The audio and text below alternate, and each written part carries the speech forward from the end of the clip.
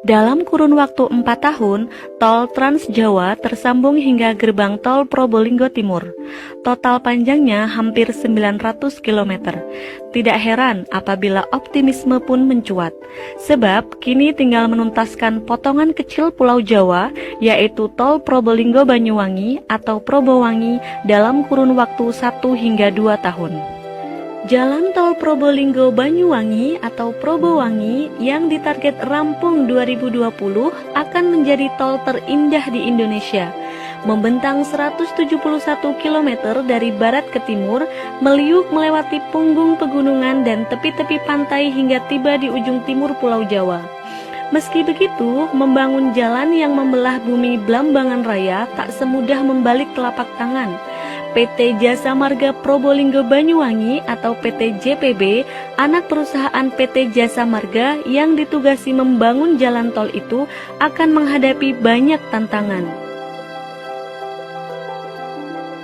Bergerak ke timur selepas Desa Binor di Kecamatan Paiton, Probolinggo, tim konstruksi akan dihadang kaki pegunungan Iyang Argopuro di samping kompleks pembangkit listrik tenaga uap PLTU Paiton.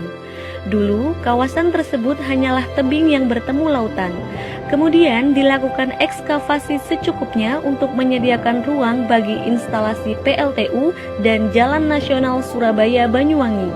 Selebihnya adalah hutan lebat dan perbukitan cadas. Kemudian, tol Probowangi akan meliuk mendaki punggung gunung lurus di areal sebelah selatan Jalan Nasional, melewati kompleks transmisi listrik PLTU Paiton. Gunung lurus tak semudah itu dilewati. Jika lembah tidak terlalu curam, jalan akan menuruni lembah. Namun, jika dianggap terlalu curam, akan dibangun jembatan layang. Rencananya, JPB membuat jembatan yang melayang di atas ceruk lembah Gunung Lurus. Kalau benar jadi, pemandangan akan seindah jembatan di tol Cipularang. Bukan hanya itu, di punggung Gunung Lurus dekat gerbang perbatasan Kabupaten Probolinggo dan Situbondo bakal dibangun rest area yang berdiri di ketinggian. Dari rest area tersebut, pengguna jalan tol bisa mendapatkan pemandangan Laut Selat Madura. Terus ke utara, jalan tol memasuki tantangan lain, yakni melintasi Gunung Ringgit alias Gunung Putri Tidur di kawasan Pasir Putih, Bungatan, Situbondo. Selepas besuki saja, sudah terlihat leher dan dagu sang Putri Tidur, menjulang tinggi di kejauhan. Pengguna jalan tol bisa menikmati pemandangan sawah di bawah kaki pegunungan dari rest area Melandingan.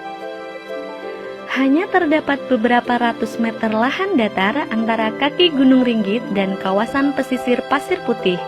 Itu pun beberapa sudah ditempati jalan nasional. PT JPB akan membuat akses masuk tol di dekat kawasan pantai Pasir Putih dekat Hotel Papin. Diharapkan para pengguna jalan tol yang ingin melepas lelah bisa keluar sejenak menuju kawasan pantai Pasir Putih. Kawasan wisata itu pun bakal tumbuh pesat. Tantangan terberat barangkali adalah selepas Kecamatan Asembagus Situbondo, yakni kawasan Taman Nasional Baluran. Di tengah kawasan Taman Nasional, PT JPB membangun akses tol di dekat Waduk Bajulmati. Pengguna bisa keluar tol dan mampir di kawasan hijau tersebut untuk sekedar melepas lelah. Ke timur lagi, sebuah rest area akan dibangun di dekat kawasan Pantai Watu Dodol. Lagi-lagi dengan pemandangan laut yang luar biasa. Setelah melewati kegelapan rimba Baluran, jalan tol akhirnya menemui garis finish di Pelabuhan Ketapang, Banyuwangi. Lagi-lagi, PT JPB harus membangun jalan tol di punggung pegunungan. Di Ketapang, trase jalan tol rencananya melewati kaki Gunung Ijen sekitar 500 meter di barat Jalan Nasional. Saat ini, area calon jalan tol masih berupa tebing, pepohonan, dan saluran sutet. Namun, jika kita menoleh ke arah timur, pemandangan Selat Bali akan terhampar sempurna tanpa halangan. Kapal-kapal feri berlayar menerjang arus Selat Bali. Selepas subuh, matahari akan muncul mewarnai tiang-tiang kapal dan dek-dek pelabuhan, menampakkan citra Banyuwangi sebagai the sunrise of Java.